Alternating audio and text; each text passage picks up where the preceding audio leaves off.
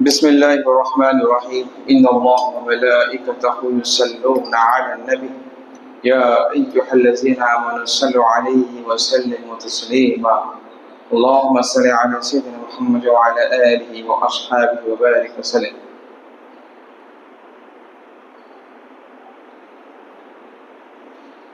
تشریف فرما معزز احباب سامعین اکرام، السلام علیکم ورحمۃ اللہ وبرکاتہ. بفضل اللہ کے فضل و کرم، اس کے احسان سے اللہ نے ہم کو موقع دیا اسی گھر میں بیٹھ کر اسی کی کتاب میں مبارک تیرے مولا جب تک زندگی دن ہم تمام کو قرآن سے وابستہ فرما، ساری حیات ہم کو پہلا قرآن کا پابند بنا دے، قرآن کے احکام کے پابند بنا دے، قرآن کے تعلیمات پر عمل کرنے کی توفیق عطا فرما. یا رحم الرحمن اس رسے کو مضبوط سے تھامنے کی توفیق عطا فرما، اس امت محمدیہ کے فتنوں سے محفوظ فرما، اور اس نچیز کے زبان پہ کلمہ حق جاری فرما دے. اجزاء محترم، پچھلے اتوار کو ہم نے رکوع نمبر 2 کو تکمیل فرمایا تھا. سورہ انعام آئے رکوع نمبر 3 کا ہم آج آغاز کرتے ہیں. اعوذ باللہ من الشیطان الرجیم، بسم اللہ الرحمن الرحیم. ومن اظلم ممن افترى على الله كذبا او كذب بآیاته انه لا يفلح الظالمون. بھلا اس سے بڑا ظالم کون ہوگا یا اس سے بڑا گنہگار کون ہوگا جو اللہ پہ جھوٹ باندھتا ہے اور اس کی نشانیوں کو جھٹلاتا ہے. انه لا يفلح الظالمون، بے شک وہ گنہگاروں کو، ظالمین کو کبھی کامیاب نہیں کرتا ہے. سب سے بڑا گناہ کذب میں درجات ہے. سب سے بڑی جھوٹ اللہ کی طرف باندھنا، اس کے بعد اس میں اللہ کی طرف جھوٹ باندھنا، اور جھوٹ اللہ کو سخت ناپسند ہے، اور وہ بھی اللہ کی طرف. اللہ کو اکبر کریے. تو لہذا جو بات آپ کو پتہ ہے وہی کہیں، جو نہیں پتہ ہے خاموشی سے رہے. بعض لوگ کا یہ رویہ رہتا ہے کہ قرآن میں یہ ہے، قرآن میں وہ ہے. جو بعض نوسکھے عالم دین ہوتے ہیں تو ایسا نہیں کرنا چاہیے. آپ کو جب علم پتہ ہے اللہ کی طرف بات منسوخ کریں، نہیں پتہ ہے تحقیق کر لیں. تو انسان کو چاہیے کہ حتیٰ کہ نبی پاک صلی اللہ علیہ وسلم کی طرف بھی جھوٹی بات منسوخ نہ کرے. بعض لوگوں میں ہوتا ہے حدیثیں پتہ نہیں، واٹس ایپ پہ چلتا ہے، ٹرینڈ ہوتا ہے، بس ایک دوسرے کو فارورڈ کرتے رہتے ہیں. ایسے ایسے باتیں نبی دو جہاں صلی اللہ علیہ وسلم کی طرف منسوخ ہے جو کسی کتاب میں لکھی نہیں ہے، تو وہ بات گڑی ہوئی ہے، یعنی گڑ لیا گیا اس کو. وہ جھوٹی بات نبی پاک صلی اللہ علیہ وسلم کی طرف منسوخ کی گئی، اور ایسا تاریخ میں بہت بار ہوا ہے. تو بہت تاریخ میں ایسا جو ہے نا حدیثیں گڑی جاتی تھی. تبھی تو اسناد کا جو ہے نا امام بخاری اور دیگر محدثین ہم اثر جتنے بھی تھے انہوں نے کافی اس پہ محنت کی ہے، مشقت کی ہے، حدیث کو چھانا ہے. تو جھوٹی روایتوں کو انہوں نے الگ کر دیا ہے جو نبی پاک صلی اللہ علیہ وسلم کی طرف منسوخ کی گئی. اس میں کئی سارے جو ہے نا شیعہ تھے جو منسوخ کرتے تھے نبی پاک صلی اللہ علیہ وسلم کی طرف جھوٹی باتوں کو.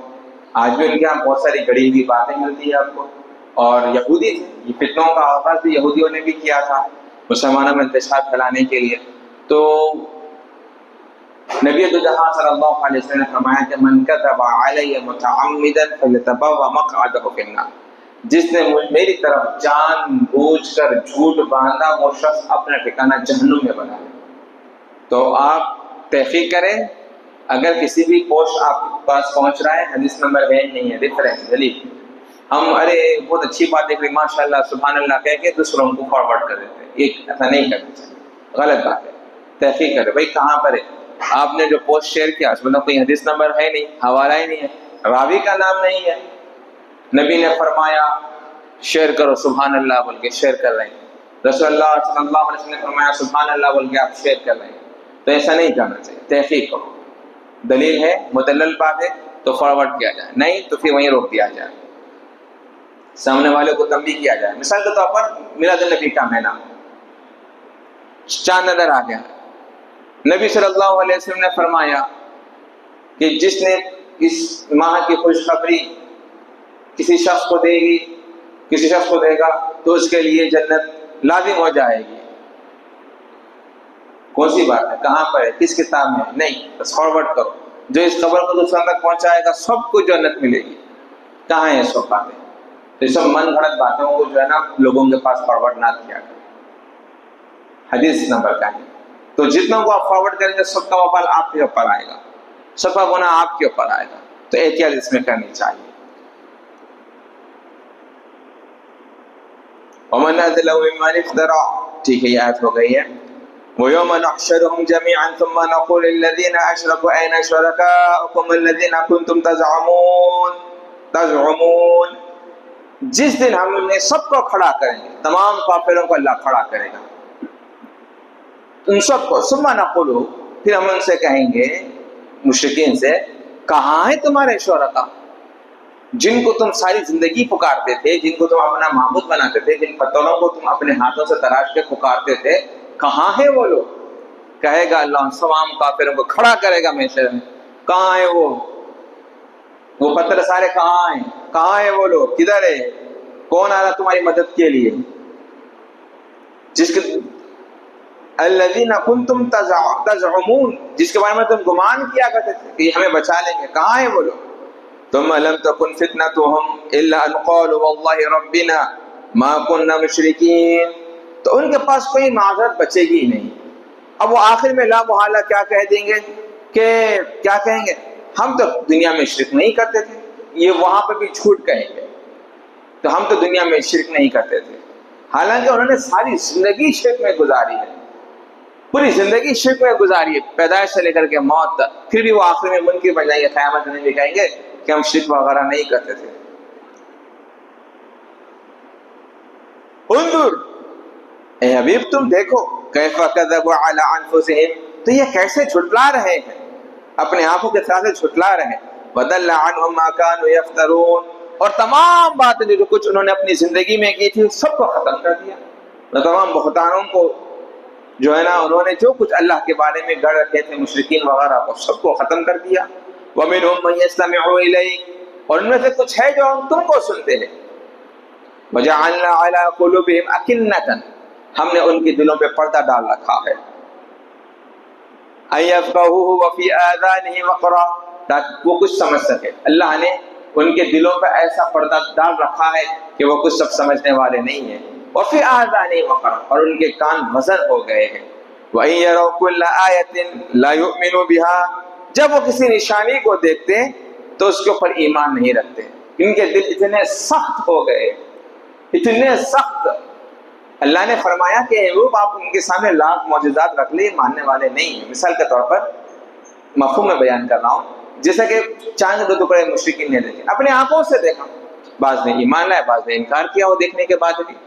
تو اللہ نے فرمایا کہ ایوب اگر یہ آپ کے سامنے یہ معجزات دیکھتے بھی رہے تب بھی یہ ایمان لانے والے نہیں ہیں. ان کے دل بڑے سخت ہو گئے ہیں, ان کے دل بڑے سخت ہو گئے, ان کے کان بھی وزن ہو چکے ہیں. لا یؤمنوا بها حتی اذا جاءوک یجادلونک یقول الذین کفروا, یہاں تک کہ کافر آپ کے پاس آ کر بحث کرتے ہیں, ان ھذا الا اساطیر الاولین, اور کیا کہتے ہیں کافر, کہتے ہیں کہ یہ تو سب پرانے زمانے کی باتیں, یہ سب جو ہے نا پرانے زمانے کی باتیں. آج بعض مومنین کا بھی یہی طریقہ رہ چکا ہے, جب ان کے سامنے دینی کی بات رکھی جاتی ہے تو کیا پرانی باتیں لے کے بیٹھے, کیا وہی قبر, وہی حشر, پھر وہی باتوں کو تم لگا کے بیٹھے ہو, پھر وہی باتیں کر رہے ہو. قرآن تو کہ قرآن کس لیے نازل کیا گیا ہے؟ آپ کو سیدھی راہ دکھانے کے لیے نازل کیا گیا ہے, اور یہ صبح قیامت تک کلام الہی چلتا رہے گا. تو ان لوگوں کو بھی عبرت حاصل کرنی چاہیے جو کفار و مشرکین کی طرح اپنے زبان دراز کرتے اسلام کے بارے میں. اور معاذ اللہ بعض تو ایسے جو اسلام سے بیزار بھی ہیں, بعض تو دین سیکھنا ہی نہیں چاہتے, دین کے پابندیوں کو وہ اپنے آپ پہ بہت بڑا بوجھ سمجھتے, اللہ کی پناہ. حلال اور حرام کو وہ جاننا ہی نہیں چاہتے, وہی سمجھتے ہیں کہ ہم سیکھیں گے تو پکڑے جائیں گے, پابندیاں ہم پہ عائد ہو جائیں گی, ہمارے جو انکم سورسز ہے حرام طریقے سے جو ہم کما رہے ہیں اس پہ پابندیاں لگ جائیں گی, ہمارے پیسے رک جائیں گے. دین سیکھیں گے کہ تو پھر پتہ چلے گا کہ انٹرسٹ حرام ہے, سودی کاروبار حرام ہے, جو اوپر کی جو آپ کو ملائی ملتی ہے, وہ جو ایکسٹرا اماؤنٹ ملتا ہے وہ حرام ہے. اب سیکھیں گے تو پھر حرام ہو جائے گا, ہمارے پیسے رک جائیں گے, گھر کیسا چلے گا. تو پھر یاد رکھنا اللہ کا عذاب بڑا سخت. اللہ تمہیں بار بار وارننگ دے رہا ہے کہ اللہ کے عذاب سے ڈرو, اللہ کے عذاب سے ڈرو. تو ہمیں چاہیے کہ شریعت کو سیکھیں, اپنے آپ کو شریعت کا مکلف کریں. آپ مکلف ہیں, آپ پابند ہیں شریعت کے, آپ آزاد نہیں ہیں. جو من میں آئے کرے دنیا کے اندر. نہیں، آپ کو اللہ نے شریعت کے دائرے میں رکھا کہ اللہ کے حدود کو نہ پھلانگو. جو کوئی ان حدود کو پار کرے گا وہ اللہ کی گرفت میں آئے گا.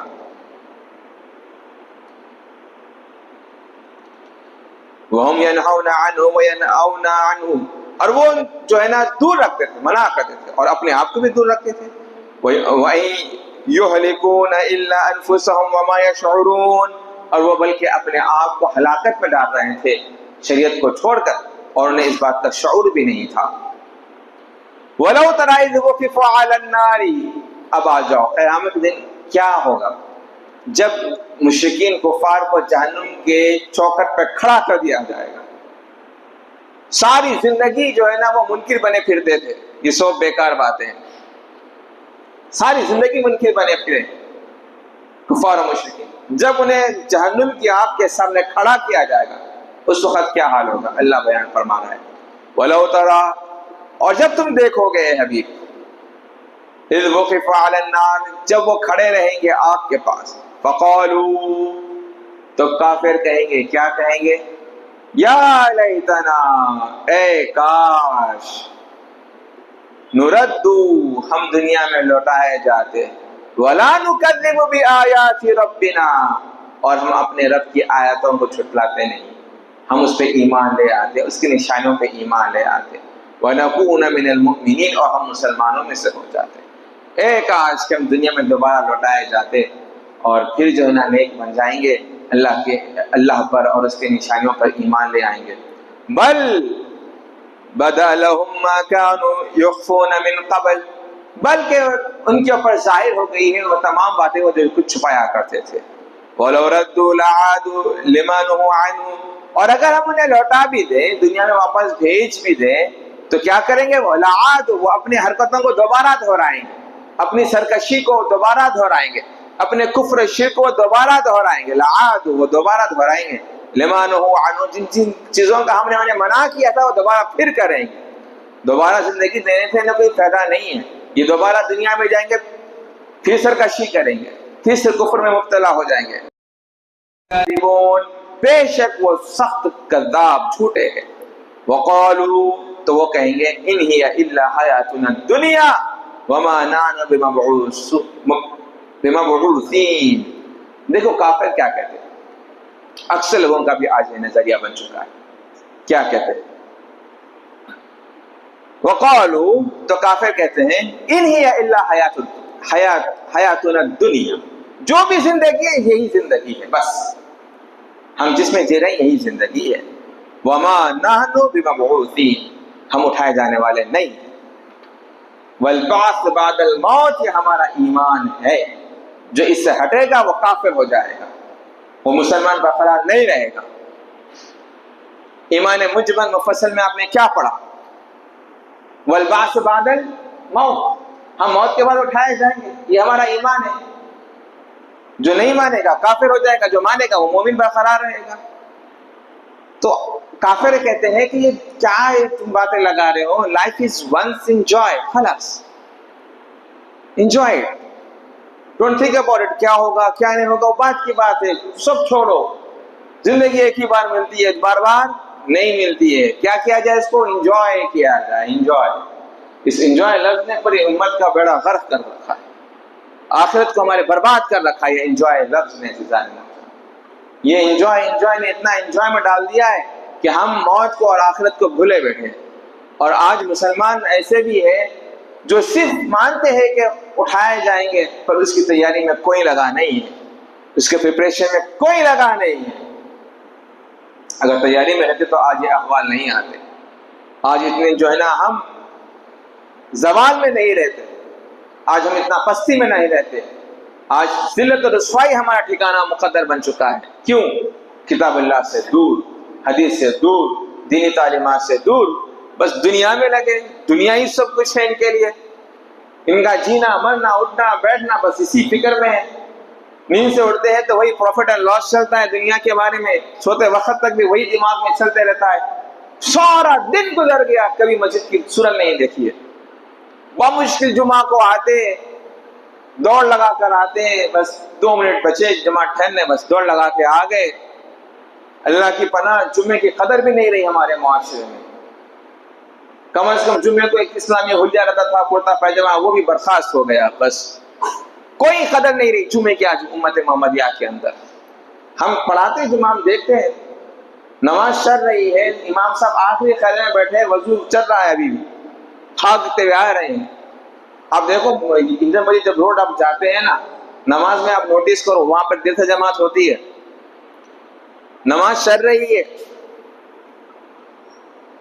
پہلی رکعت بھی ہوگی، دوسری رکعت خادے میں بیٹھے، سلام باقی ہے، دوڑتے ہوئے بھاگ رہے ہیں. کیا قدر رہے گی جمعہ کی ہمارے نزدیک؟ کو لو ویلیو ہی نہیں ہے جمعہ کی ہمارے نزدیک. کہاں گئی جمعہ کی سنت ہے؟ سرما لگانا، عطر لگانا، غسل کرنا، پاک صاف لباس پہننا، کہاں چلے گئی قدر؟ ویلیو نہیں رہی نا ہمارے پاس. ہمارے نزدیک اسلام کی ویلیو نہیں ہے جزانے محترم. تو خدا را ایسا ہرگز نہ کرے. اسلامک ویلیوز کو، اسلامک پرنسپل کو آباد رکھے. یہی تمہارا شعار، یہی تمہاری پہچان ہے، یہی تمہاری آئیڈینٹی ہے. نبی کریم صلی اللہ علیہ وسلم نے فرمایا کہ 3 جمعہ کو کوئی بلا عذر چھوڑے گا وہ منافق رہے گا.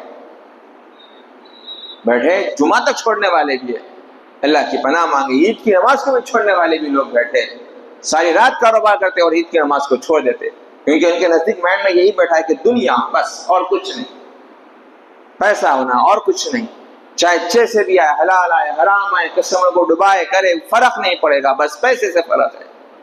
ہم کو پیسہ ملا بس، کہیں سے بھی ہم کو مطلب نہیں ہے اس سے. عزیزان محترم، ایسی زندگی جو ہے نا اللہ اکبر کبیرہ نقصان والی زندگی ہے، انسان کو ڈبا دے گی ایسی زندگی. تو کافروں کا یہ رویش ہے.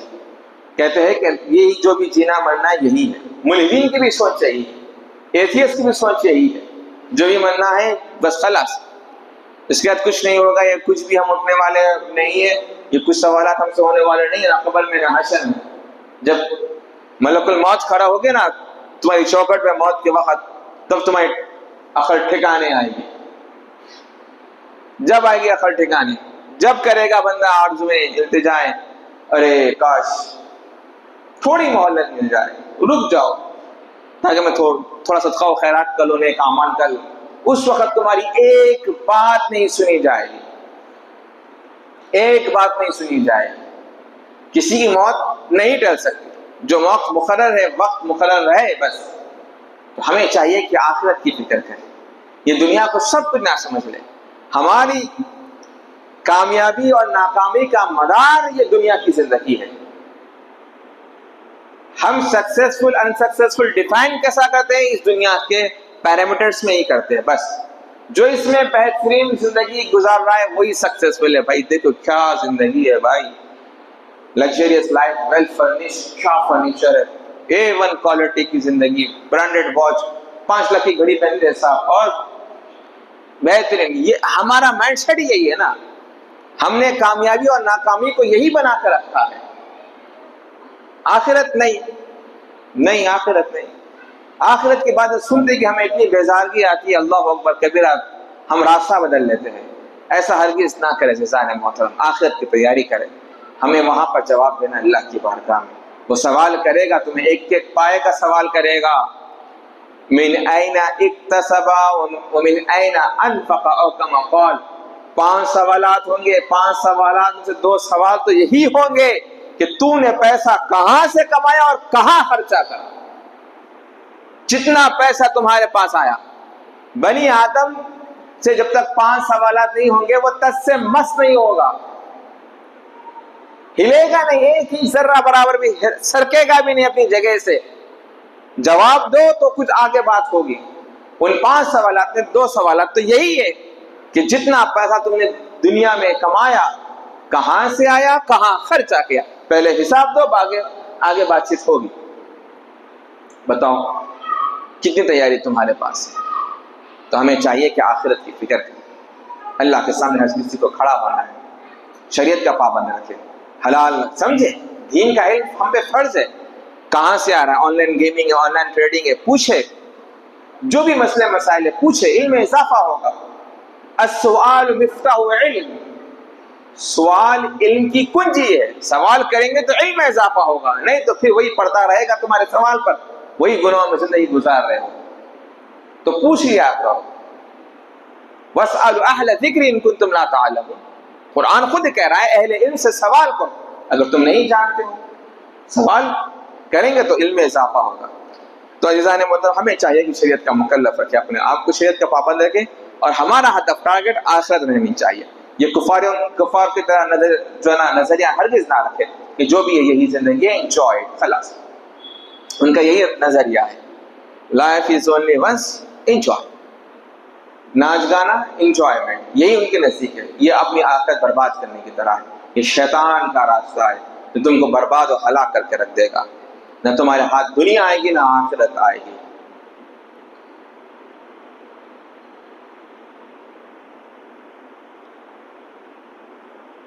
وَلَوْ تَرَى إِذْ وُقِفُوا عَلَى رَبِّهِمْ، اور اگر تم دیکھو گے جب وہ اپنے رب کی بارگاہ میں کھڑے ہو رہیں گے، قَالُوا أَلَيْسَ هَذَا بِالْحَقِّ، تو کہیں گے کیا یہ سچ نہیں ہے؟